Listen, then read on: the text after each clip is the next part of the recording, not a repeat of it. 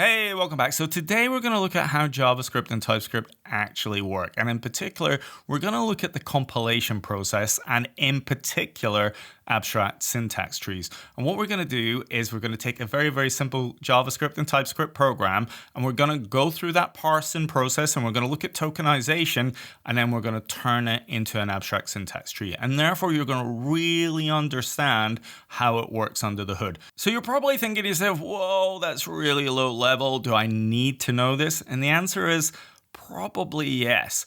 Now, never mind the fact that this is how things like linting and code formatting works. And if you want to truly understand what's going on with things like eslint and prettier, etc., then understanding how this works underneath the hood is probably helpful. But that's not the big change that's coming. The big change that's coming is the way that we work with software tools and it being file-based is probably going to change in the future, and we're probably going to move into a knowledge graph-based world. Now, I'm not going to cover that today, but in order to embrace that world that's coming, you probably need to know how this stuff actually works. Alrighty, to get started, we're going to create a very simple JavaScript program. I'm going to use bun to do this, but of course this will work with Node.js. So to get started, I'm just going to type in bun init, and then you can see it's created me a package called TypeScript parsing record.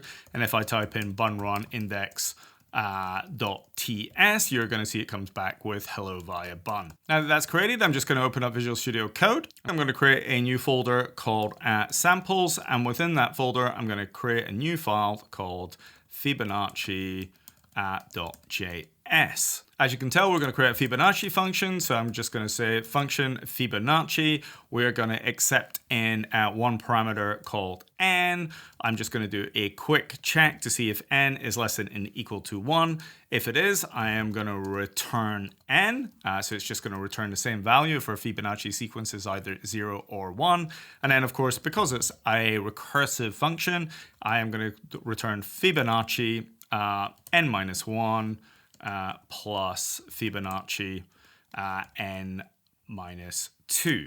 Now, if you really want to see this working, we can obviously import Fibonacci from samples Fibonacci and then console log out Fibonacci of 10, which returns 55. So to do that, I will just put an export here. That will make away our squigglies. And then if I just run bun run index ts, you see it comes back with 55. And that works fine. So for just now, I'm just going to get rid of this, and we're going to come back to having our straight Fibonacci function. Okay, so now that we've got that running, what we want to do is take that JavaScript file and then tokenize it. And then once we've tokenized it, we can then look at how parsing works and how we can convert that into abstract syntax tree format. Now, to do that, we're going to use a tool called espree.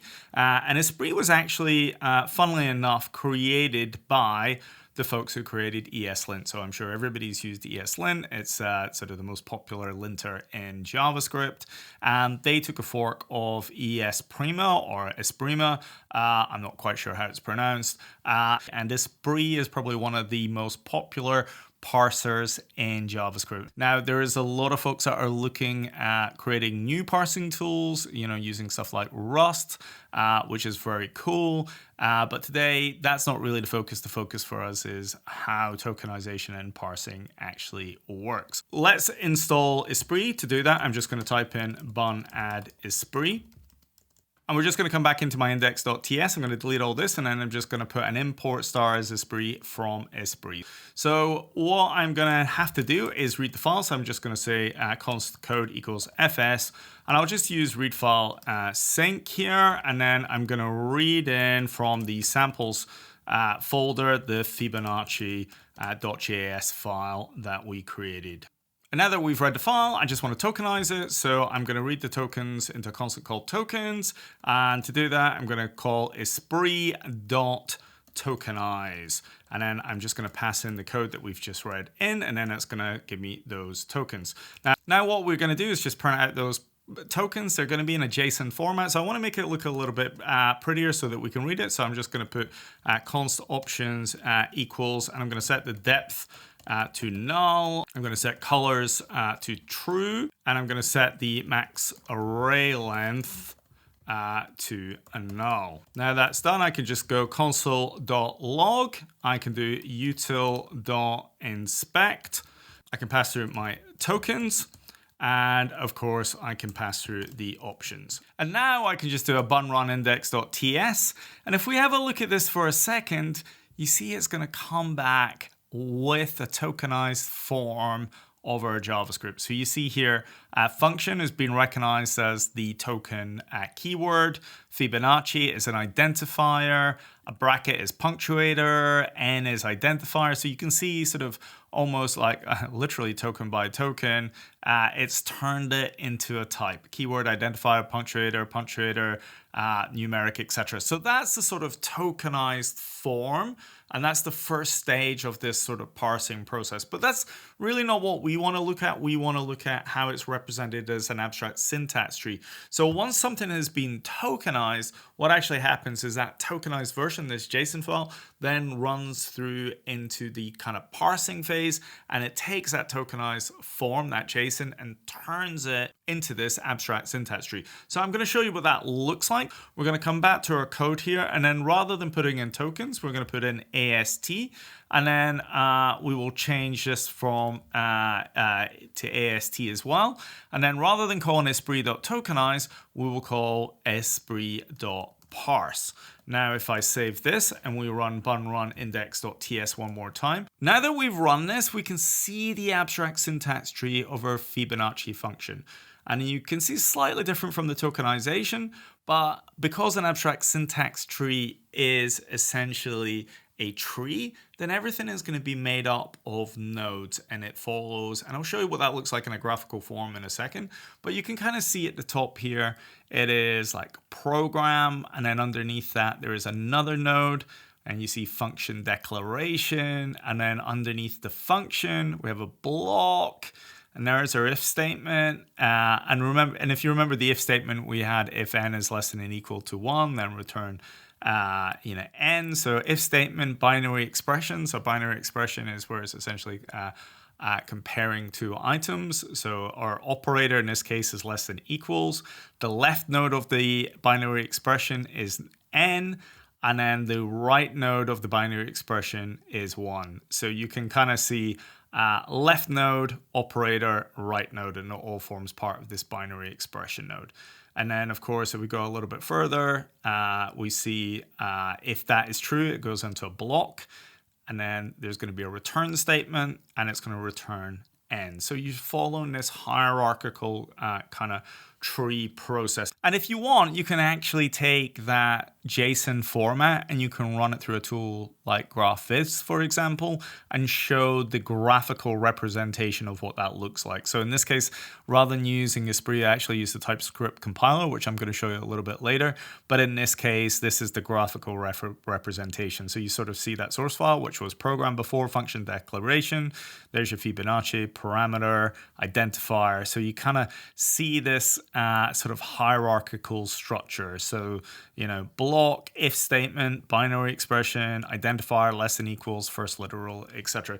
I'm just showing you that to give you an idea of how that then translates into this tree format. And that's why it's called an abstract syntax tree, because ultimately it follows this kind of tree structure. Now, Espree isn't the only tool that you can use. There's another tool called acorn. So if I just change this to do an import parse from acorn, we'll get rid of the Espree part here for a second. And I'll stick a couple of more parameters in here as well. So I'll just state the ECMA version is equal to 2020. And I'll also say the source type in this case is going to be equal to module. Everything else remains the same. And if I do a bun add acorn here, that will now be installed. And then I do a bun run index.ts. You can now see I get the exact same result. I get this abstract syntax tree, but of course I'm using a different tool. So rather than using Espree to do the parsing, I'm using acorn. Now what's really cool about ASTs is once I've got it in the AST format, then I can mess around with the code in a format that's really easy for my code to deal with, because ultimately it is a tree. So if I want to do things like change a function name and all the calls to it, if I want to make my code prettier, if I want to do things like add semicolons, if I, all of the sort of things that linting tools or code formatting tools like Prettier would do, it is much easier to deal with that in the abstract syntax tree format than it is directly parsing the source file. And that's exactly why they do it that way. And of course, at the far end of the spectrum, when I take something like TypeScript and try and convert it to JavaScript, then again, that transpilation phase is also handled from the abstract syntax tree. And that's exactly how tools like Babel work, for example, so that once they've got it in an AST form, they can then transpile their code out into different JavaScript flavors, versions, etc. But even further down in typical compilers, so if I want to sort of take something like the Google VA engine, once you've got it in an AST format, then you can then pull out your assembly functions from there. So the AST format is really important to do that sort of transformation.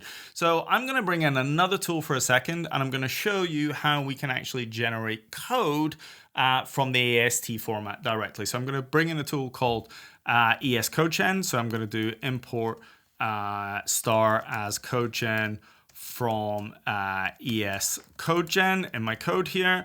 Obviously, I need to add this, so I'm just going to do a bun add escodegen. And now if I want to, I could just toggle out my AST and do a const AST equals escodegen dot generate. And we will pass in, we will actually just manually construct our own AST. So I'll put a type, and we'll put binary expression. We saw that one earlier. And then I'm going to put in operator, and we're going to set that to minus. And then I'm going to have my left node, and I'm going to set that to type is literal, and value. We'll make this a nice simple sum, so maybe 25 minus 5. So we'll close that off, and I'm going to need a right node. And then in this case, I'll say the value is 10. So I'm going to have a binary expression. It's going to be a subtraction, and I'm going to do 25 minus 10. Once I've got my code, I can then just do console.log. And we'll put code here. And now if I do a bun run index.ts, you can see it comes back with 25 minus 10. So it's understood that this is a binary expression. It's got two literal values. And when I do the code gen, it's converted this to 25 minus 10. And of course, I could put any value in there. I can do 10 minus 10. And then you see that works there. And of course, if I wanted to, I could just eval this. So I could type in eval, and we can put code here, run this, and it's going to come back with the value. And I can put whatever I've got here. So now that you've seen that work, this is how tools like eslint works. It's how Prettier works.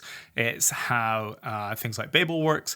You take your JavaScript source code, you convert it to abstract syntax T format, an AST. Once it's in AST, you don't need to worry about the source files anymore because you're working directly with the AST. And then you can modify things, you can do whatever you want. So in this particular case, we've just generated code directly from the AST. So there's no other code sitting there. We've just put an AST in, and we've generated out our JavaScript. And of course, we could put things that are more complicated in there. Now, to just bring this home for a second, I'm going to take the exact same example or Fibonacci here.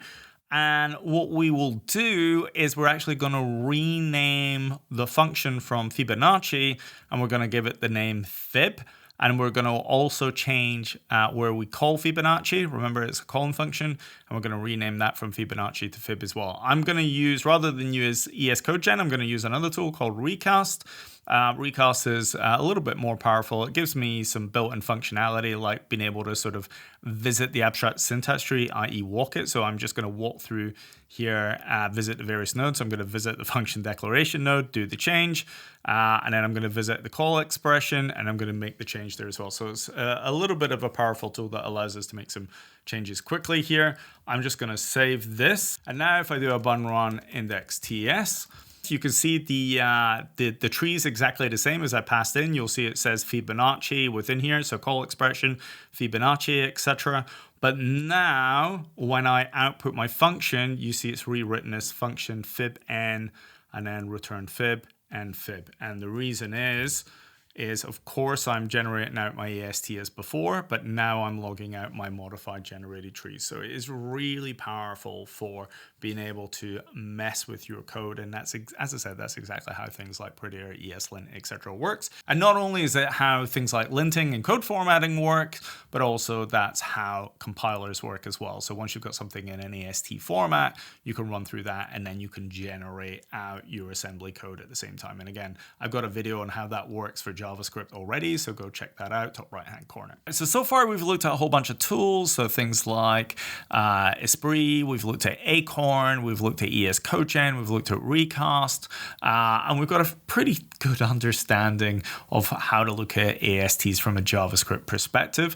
But actually TypeScript can do this itself. It's got its own built-in parsing functions within TypeScript. So if you see here, all I would need to do is import TS from TypeScript. And then to work with this, I can read in my TypeScript file. So in this case, Fibonacci.ts. So again, exact same version as the Fibonacci JS that I showed. The only difference is you can see I've got the number type in this particular case. But if I come back into here, once I've read that in, and I would do that exactly the same way as I did before, I can call this get AST as JSON. So it calls, we've got this ts.create program. So you can basically just read in that file path. So rather than having to do the file read syncs that I was doing earlier, you can just read that in. You can call program get source file, and then that's going to generate out the source file version. It's going to do that parsing. And once I've got that parsed version, then of course I can convert the node into JSON format. And the way that I would do that is just by essentially walking the tree. So I get every node there. I'm just going to loop through every node. And as you can see, I'm going to do a little bit of conversions. I'm going to ignore any circular references, but essentially I am going to call serialized node again. So I'm recursively walking through this.